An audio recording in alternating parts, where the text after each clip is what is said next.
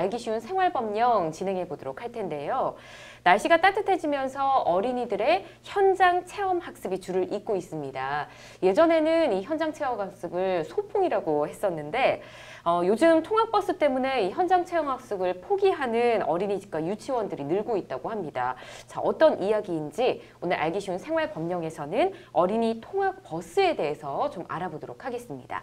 자, 어린이 통학버스, 일반적으로 어린이들이 타는 등 하원용 버스를 얘기하는 것 같은데, 자, 박민성 변호사님, 제가 정확히 이해하고 있는 거 맞죠? 예, 맞습니다.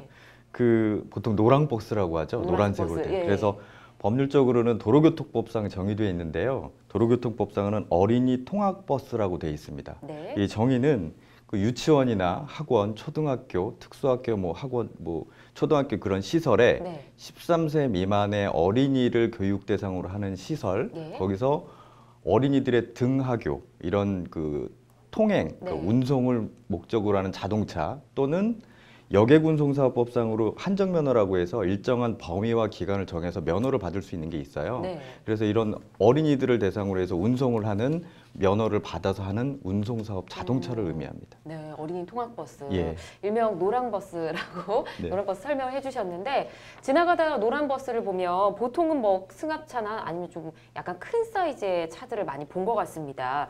어린이 통학버스로 사용할 수 있는 차들이 또 정해져 있는 건지도 궁금하네요, 황 변호사님. 네, 어린이 통학버스로 사용할 수 있는 자동차는 승차 정원 9인승 이상의 자동차입니다.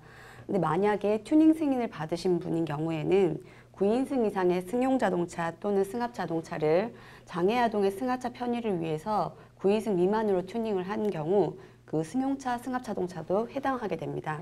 그렇군요. 차량의 색깔은 아까 말씀 주신 것처럼 황색이 대부분이고요. 예.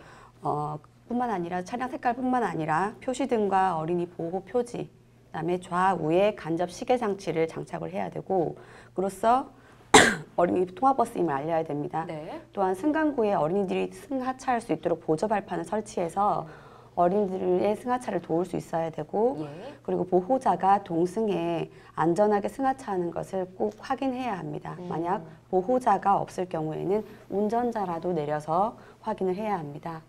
가장 중요한 것은 안전띠죠. 네. 안전띠는 어린이의 신체 구조에 맞도록 적합하게 조절될 수 있는 것으로 설치되어 있어야 합니다. 그렇군요. 알겠습니다. 안전띠가 가장 중요하다라고 말씀을 해주셨는데, 요즘 이 안전띠 때문에 어린이집과 유치원의 현장 학습이 좀 무산되고 있다고 하더라고요. 박 변호사님, 이게 어떤 얘기인가요? 예. 그 자동차에 요즘에 자동차로 인해서 사고들이 많이 일어나잖아요. 네. 그래서 도로교통법상으로 개정된 사항이 있습니다. 모든 운전, 아이들을 운송하는 운전대에서 좌석 안전띠를 모두 장착을 해야 되는데, 네. 아까 말씀드린 것처럼 13세 미만의 어린이잖아요. 그래서 13세 미만의 어린이들은 좌석 안전띠, 신체 구조를 적절하게 다 할 수 있는 띠를 장착을 해야 되고, 네.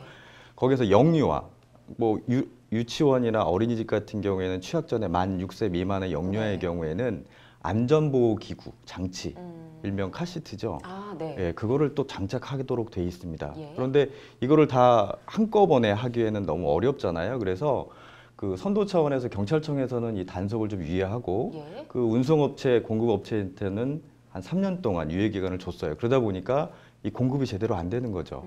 근데 유치원이나 어린이집 같은 경우에 현장 체험 활성을 해야 되는데, 예.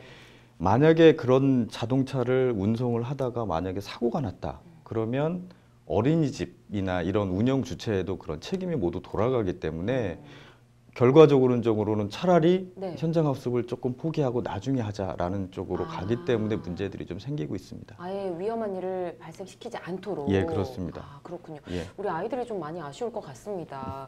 작년 10월이었죠. 정부가 이 통학버스에서 어린이가 방치돼 숨지는 사고가 잇따르자 어린이 하체 여부를 확인하는 안전장치를 의무적으로 설치를 하게 했는데요. 아마 이번 수요일부터 시행이 된 걸로 알고 있습니다.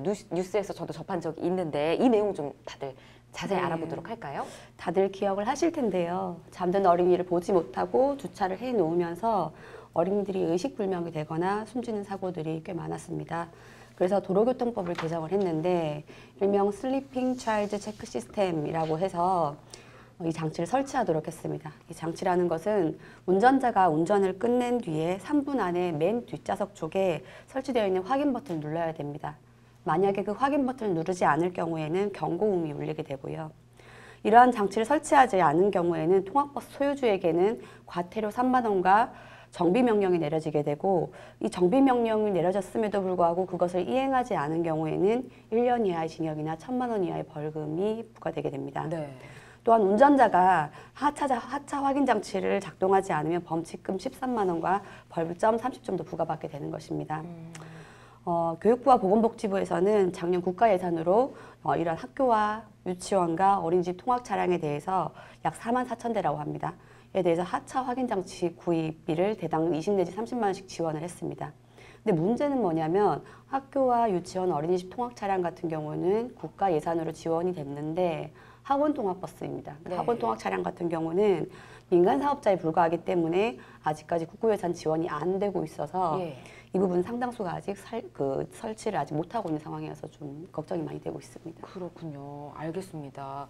어린이 안전과 직결된 문제이니만큼 말씀해주신 카시트나 하차 확인 장치 모두 빠른 시일 내에 설치가 됐으면 좋겠습니다.